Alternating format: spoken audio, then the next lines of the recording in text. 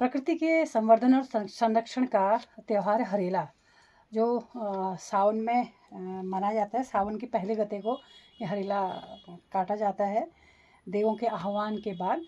तो आज इस हरेले को बोया जाता है। तो कुमाऊँ का एक प्रकृति से जुड़ा हुआ त्यौहार है। गढ़वाल में भी इसे मनाया जाता है, लेकिन विशेषकर कुमाऊँ में 3 हरेले मनाते हैं, कोई 4 हरेले मनाते हैं, किसी का एक ही हरेला होता है। तो ये आज का सावन के महीने का ये हरेला आज मैं इसे बो रही हूँ अभी। तो इसको कैसे बोते मैं आपको बताना चाहूँगी। हालांकि तो सब लोगों को पता होता है ये कैसे हरेला बोते हैं बहुत, क्योंकि आजकल बरसात है तो गीली मिट्टी हो रही है बहुत ज़्यादा। तो एक मैंने मिट्टी का एक पात्र लिया है, क्योंकि थोड़ा अगर पानी अधिक हो जाएगा तो ये पानी को एब्जॉर्ब कर लेगा, इसलिए इसमें मिट्टी लाई हूँ, बिल्कुल मैं छनी हुई मिट्टी लाई हूँ मैं। तो इस मिट्टी में फिर मैं ये 7 या 5 प्रकार का अनाज इसमें होता है।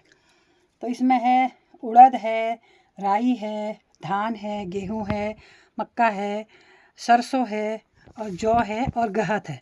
ये सबको मिला के इसमें बोया जाएगा। तो अब जैसे देवों के आह्वान के बाद मैं तो जलाती हूँ, दिया जलाने की बात करती हूँ, लेकिन दिया वगैरह जला दे तो मैं आपको सीधे ये बता रही हूँ कि इसे मैं बोऊँगी अब। तो इसमें एक तह मिट्टी की पहले मैंने बिछा ली है इसमें।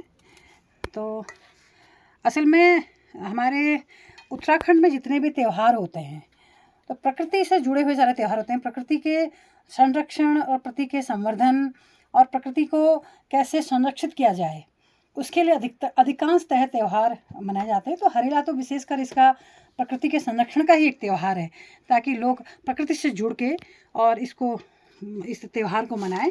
तो इस तरह से फिर मैं इसको ऐसे मैं इसमें पूरा बो दूँगी। इसे मैं ऐसे करके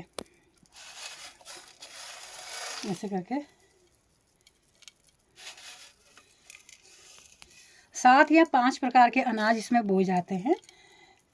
तो कोशिश की जाती है कि 7 अनाज ही हों। तो इस प्रकार से अब मैं फिर इसके ऊपर एक तह फिर मिट्टी की ऐसे डाल दूँगी मैं इसके ऊपर। तो ये हमारा हरेला हमने बो दिया।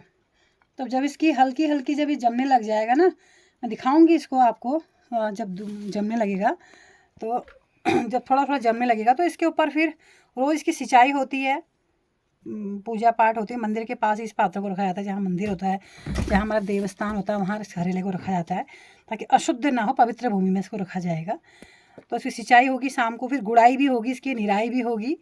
और जब इसके उग जाएंगे, अंकुरित हो जाएगा जब ये, फिर इसको ढक दिया जाता है।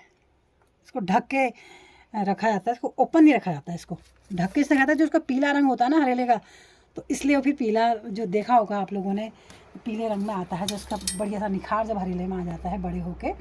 तो फिर मैं दिखाऊंगी इसको।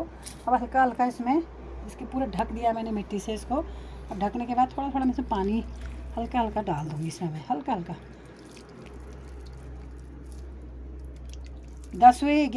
10वें दिन कटता है हरेला। जब 10वें दिन हरेला कटता है तो उसमें फिर इसकी रंगत देखिएगा, तब मैं आपको इसकी रंगत पूरी फिर दिखाऊंगी। ये हमारा हरेला मैंने आज बो दिया है।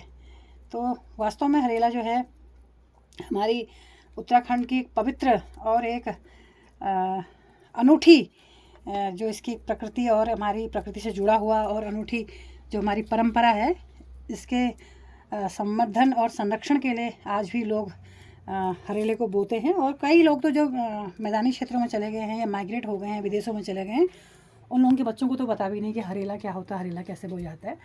तो मेरा ये रहेगा निवेदन कि जो अभिभावक लोग हैं अपने बच्चों को बताएं हरेला क्यों बोया जाता है, हरेला बोने का पीछे क्या ध्येय था, क्या उद्देश्य था, उसको समझाएं। और बाकी हरेले के बारे में पूरी विस्तृत बातचीत में आपसे आगे करूँगी।